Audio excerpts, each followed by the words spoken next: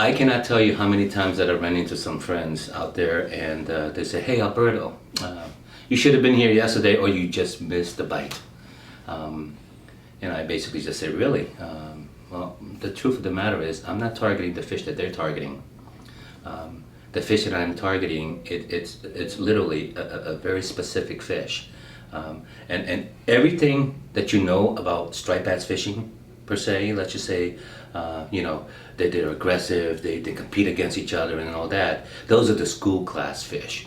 And it's all about competitions, and that's where, a fast moving lures and what have you, that will catch the fish. But what I like to do is, and I'll tell you why, I like to change that theory where you're going one fish at a time. And the reason being is, just think about this for a minute. Think about a senior person compared to the young guns out there. The young guns are very aggressive, but the senior ones are very calculating. Very calculating, they take their time, but they'll get their meal. And big bass, the cows, and not to digress to another area, how many times have one seen where you see a school of bait fish and people catch one fish after another, and that school is just moving fast, and everybody's just following that school? But if you really stop for a minute, look what's really happening.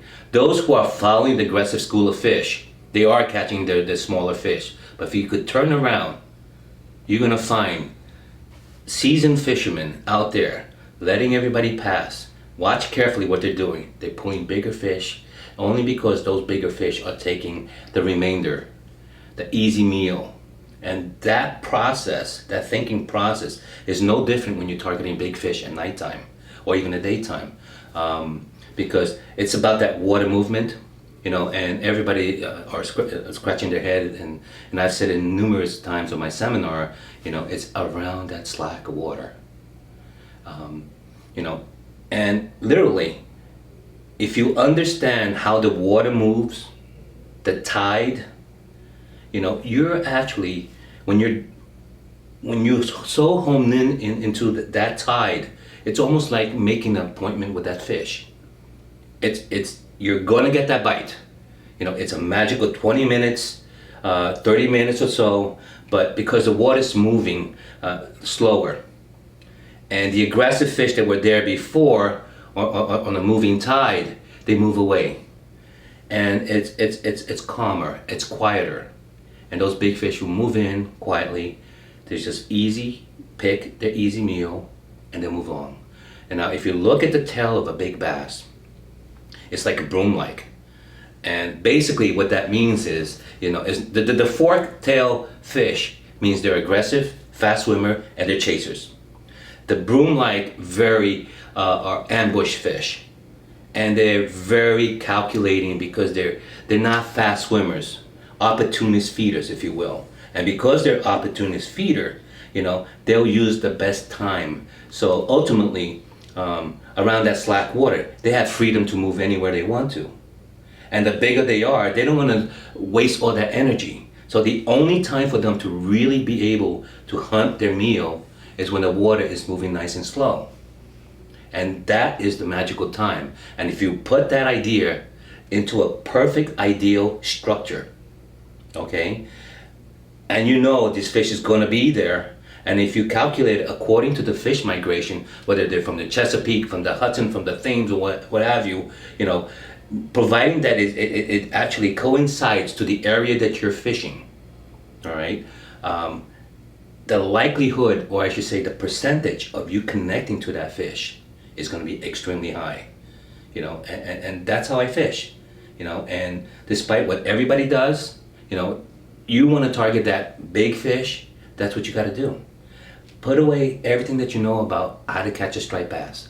Think about hunting the big fish, and that's the art, and that's the fun of it. What do I mean by slack water? It can be very confusing, and it took me forever in the hunt for big fish. I too had a hard time understanding what tide is really about. Obviously, there's on the northeast coast, there is a 6 hour, approximately 6 hour change of tides. And you obviously have the incoming and you have the outgoing, but it's actually separated by 6 hour difference. And the speed, the velocity, the force of the tide is all actually dictated by the moon. So considering that, and if you know the full moon, the water is moving extremely hard, and so is the new moon. But I like the dark nights where the bigger fish are less spooky, they'll come in. Now, let me be specific about that tide. What I mean around that slack water does not necessarily mean slack water. I say around that slack water, generally when there's water movement going, all right, not strong enough where there's going to be an abundance of aggressive fish, but when the aggressive fish leave, and that's for the most part, everybody will say, hey Alberto, you missed a bite. You should have been here 20 minutes ago or an hour ago. But in actuality, you know, I am actually clocking that window of opportunity, because while everybody's gone, everybody thinks there's no more fish, you know, and everybody fishes very fast, very moving, and there's a lot of concentration, a lot of, you know, big fish don't like that. They do not. They like a very slow presentation. I mean, for example, if I'm using live eels, you know, they said, how slow do you go? I call it boring slow. You just also slowly just crank it, and all of a sudden you feel it, boom, that heart. That's when you know, or sometimes when you feel the eel shaking, you know, but that's what it takes. And the same thing when I'm using a bucktail. I just ever allow it to slide and bump around the structure very slow, and you feel it, they just suck right in and then run. And same thing with rubber shads, a darter, a swimmer, oh my God. You know, but it's that perfect presentation, but about that tide. It's all about that slow moving water. Now, if you're chunking, if you catch a fish during that slack water, I can almost guarantee you that is going to be the cow, a mother of a cow. Because you know, you hit home. She is there. She is free to roam in that slack water window. And I'm not talking, you know, an hour, 6 hour difference. I'm talking 20 minutes around that slack water, because you have the 6 hours. Let's just say the first of the tide, the first of the incoming, shall we say, and it's a 6 hour span. I'm talking about that first hour, that very first hour. That's when it's most productive, and the very last hour of that 6 hour, that's when it's very productive. And how you determine where to fish, it depending on the structure. Obviously, if there's a pocket there and it's a perfect ambush where the water is just pushing around and you know there's a hole there, it's whatever that water pushes into that deep hole that determines whether it's incoming tide or outgoing tide. You know, but when I talk about the magical 20-minute window, it's always around that slack water, just before it goes dead. But if you're targeting the big fish with chunks or meat, that slack water is king. Unfortunate to say, depending on what part of the moon, you only have about really 10-minute window. That's all you have. That's when you're really going to catch that big fish.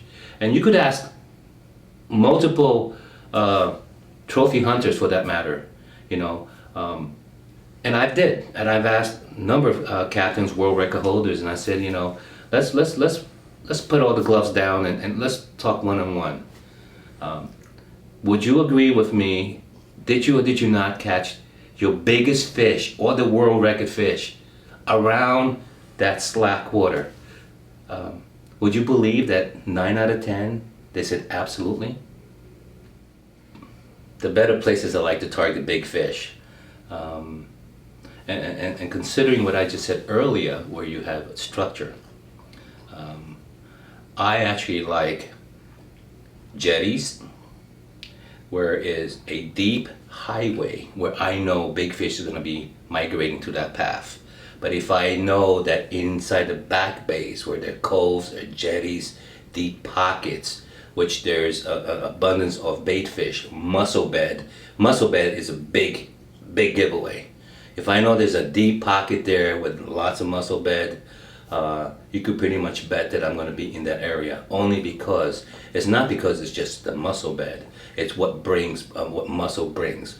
Mussel brings flounder, sea bass, porgies, blackfish, burgol. That is the diet that those big fish want.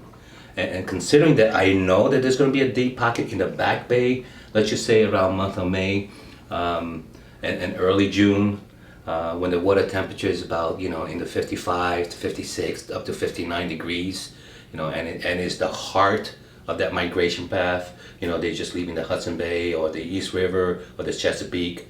You could pretty much time it, but I can tell you right now, inlets, and I never really just fish one particular area. There's a lot of variables in there, if you will.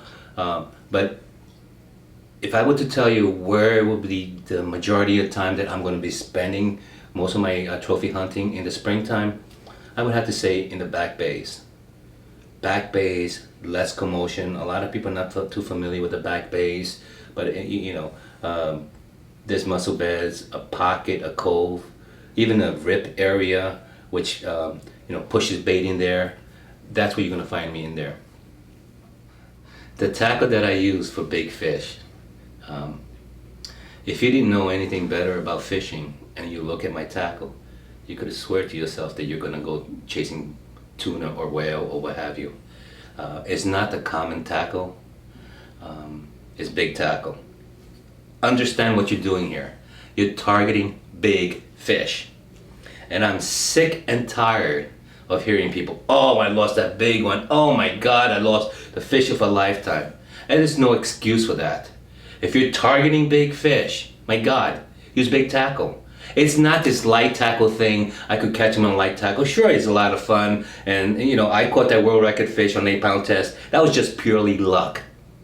All right. But if I'm targeting big fish, I can guarantee you look at any of my outfits, whether it's conventional or spinning, all right, I use a minimum of 60-pound braid and 60 or 80-pound shock. Because these big fish didn't get big for being stupid. They know that structure, all right? Just because you know where they are doesn't necessarily mean it's going to be easy picking. You are in their territory. You are in their kitchen. They know where the ledges are, they know where the mussel beds are, and all those ledges and mussel bed and structures and shells, those are the things that these fish understand. And when you hook up that big fish, she's gonna go right into that area and she will snap you off. Guarantee you. I cannot tell you how many big fish I lost. And that would prompt me to use big tackle. And it's not these flare wonderful things, this 40-pound or 50-pound test. Yeah, you get more distance, you get more sensitivity or whatever. But when you're going to be so concentrated in catching that big fish, and those big fish are pretty slick and very smart. So when you set up on that fish, she's going to go to that rocks, and there are barnacles. And I don't have to tell you what braid line and barnacle can do. Simply an easy snap, So big tackle, it's critical. I use, again, 60 and 80-pound braid. That's what I use as the running line, and 60 to 80. And there's certain places, oh my God, there are places that I use 100-pound shock leader. And I've caught some big fish, but sadly to say, I've lost big fish even with a 100-pound test line.